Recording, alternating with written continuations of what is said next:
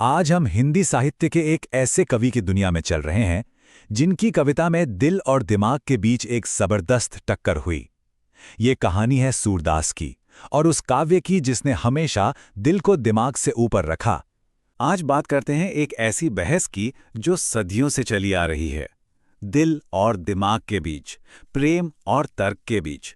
सूरदास के अमर काव्य भ्रमर गीत में असल में यही टकराव देखने को मिलता है। ये सिर्फ एक कविता नहीं है, बल्कि यूं समझिए कि ये दिल की एक बगावत है। तो चलिए उतरते हैं इस दिलचस्प संवाद की गहराइयों में।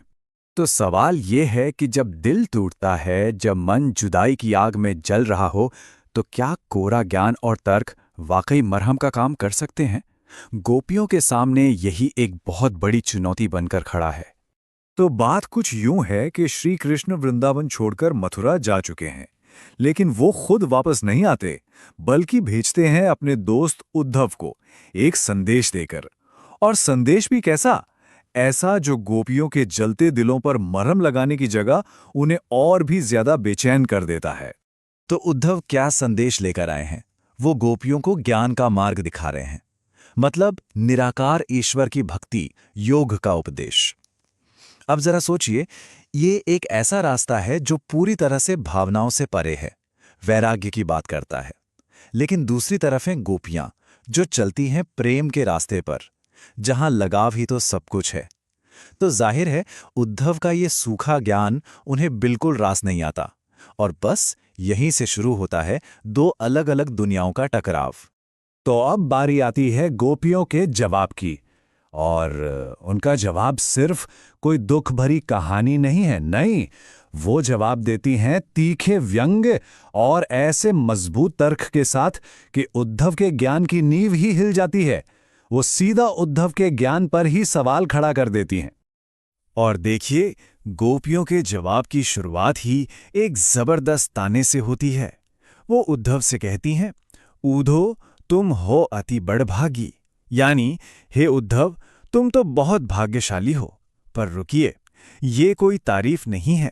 असल में तो वो कह रही हैं कि तुमसे बड़ा अभागा कौन होगा।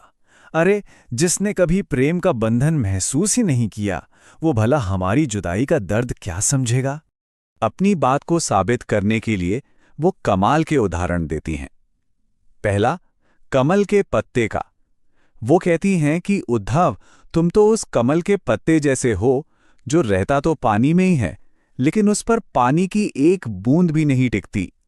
मतलब प्रेम के सागर में रहकर भी तुम उससे बिल्कुल अछूते हो, बिल्कुल सूखे।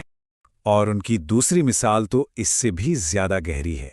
वो उद्धव की तुलना करती हैं तेल से भरी एक मटकी से। सोचिए, उसे पानी में कितना भी डुबो दो, क्या उस पर पानी की एक भी बूंद टिकेगी? नहीं। वो कहती हैं, तुम्हारा ज्ञान बिल्कुल उसी तेल की तरह है जो प्रेम के एहसास को तुम पर ठहरने ही नहीं देता।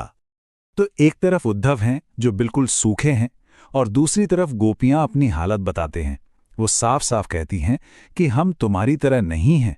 हमने तो प्रीति नदी यानी प्रेम की नदी में सिर्फ पांव नहीं डुबोए, हम तो उसमें पूरी तरह से डूबे हुए हैं, सराबोर हैं, और अब हमारे लिए इससे बाहर निकलना मुमकिन ही नहीं है।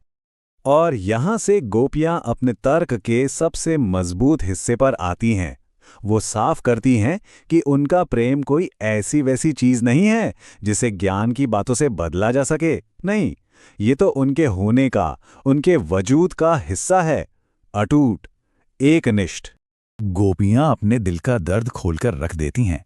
वो कहती हैं, मन की मन ही मांझ रही, मतलब कृष्ण से मिलने की, उनसे अपने दिल की बात कहने की। हमारी सारी उम्मीदें, सारी इच्छाएं बस मन के अंदर ही घुटकर रह गई हैं।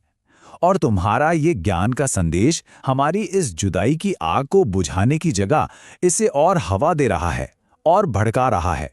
अपने प्रेम की गहराई बताने के लिए वो एक और अद्भुत मिसाल देती हैं, हारेल की लकड़ी। देखिए, हारेल एक ऐसा पक्षी है जो अपने पंजों में हमेशा एक लकड़ी का टुकड़ा दबाए रखता है, उसे कभी नहीं छोड़ता, वही उसका एकमात्र सहारा है। गोपियां कहती हैं, हमारे लिए कृष्ण बिल्कुल उसी हारेल की लकड़ी की तरह हैं। हम तो जागते सोते दिन रात सपने में भी मन से, वचन से, कर्म से बस उन्हीं को पकड़े हुए हैं। तो अब सोचिए, ऐसे अटूट प्रेम के सामने उद्धव के योग के संदेश का क्या हाल होगा। गोपियां कहती हैं, सुनत जोग लागत है ऐसो जो करुई ककड़ी। मतलब तुम्हारा ये योग का ज्ञान सुनते ही ऐसा लगता है जैसे मुंह में कड़वी ककड़ी चली गई हो, जिसे बस तुरंत थूक देने का मन करता है। बात यहीं खत्म नहीं होती। वो उद्धव के योग को ज्ञान नहीं बल्कि एक व्याधि कहती हैं, यानी एक बीमारी। और फिर कहती हैं कि ये बीमारी हमें नहीं, उन्हें जाकर दो जिनके मन चक्री, मतलब जिनका मन चंचल है, एक जगह टिकता नहीं। हमारा मन तो पूरी तरह से कृष्ण में बसा हुआ है, स्थिर है। हमें तुम्हारे इस इलाज की कोई जरूरत नहीं। और अब गोपियों का तर्क एक बिल्कुल नया और तीखा मोड़ लेता है। अब तक तो वो उद्धव से बात कर रही थीं, लेकिन अब उनका निशाना सीधे कृष्ण है। उनका निजी दर्द अब एक राजनीतिक सवाल बन जाता है। ये लाइन शायद भ्रमर गीत के सबसे तीखे वार में से एक है। गोपियां कहती हैं, हरि हैं राजनीति पढ़ी आए। इसका सीधा सा मतलब है कि कृष्ण अब हमारे प्रेमी नहीं रहे, वो एक राजनेता बन गए हैं। और अब उनके फैसले दिल से नहीं बल्कि ठंडे दिमाग से और नफे नुकसान का हिसाब लगाकर हो रहे हैं। गोपियों का व्यंग्य और भी गहरा हो जाता है। वो कहती हैं, एक तो वो पहले से ही बहुत चतुर थे और अब लगता है मथुरा जाकर कोई बड़े बड़े ग्रंथ पढ़ लिए हैं। उनकी समझ इतनी ज्यादा बढ़ गई है कि उन्हें लगा कि हमारे प्रेम के जवाब में खुद आने की जरूरत नहीं, बस ये ज्ञान का सूखा संदेश भेजना ही काफी होगा। ये उनके इस नए ज्ञान पर एक बहुत बड़ा तंज है। और आखिर में गोपियां अपना सबसे बड़ा दांव चलती हैं। वो अब कृष्ण को एक प्रेमी की तरह नहीं बल्कि एक राजा की तरह चुनौती देती हैं। वो सवाल प्रेम या भावनाओं का नहीं बल्कि उनके अपने कर्तव्य, उनके राजधर्म का उठाती हैं। गोपियां राजधर्म की कोई मुश्किल परिभाषा नहीं देती, बल्कि एक बहुत ही सीधी और गहरी बात कहती हैं। वो कहती हैं, सच्चा राजधर्म तो बस इतना है जो प्रजा न जा ही सताए। मतलब एक राजा का सबसे पहला और सबसे बड़ा फर्ज ये है कि उसकी प्रजा को किसी भी तरह से सताया ना जाए, उन्हें कोई दुख ना पहुंचे। और बस यहीं वो अपना आखिरी और सबसे मजबूत तर्क रखती हैं। वो पूछती हैं कि जो कृष्ण पूरी दुनिया को अनीति यानी अन्याय छोड़ने का उपदेश देते हैं, वो खुद हम पर ही अन्याय क्यों कर रहे हैं। हमें इस तरह दुख देकर वो एक राजा के तौर पर अपने सबसे बुनियादी फर्ज से, अपने राजधर्म से चूक रहे हैं। और इस तरह ये जो लड़ाई प्रेम की थी, अब न्याय की लड़ाई बन जाती है।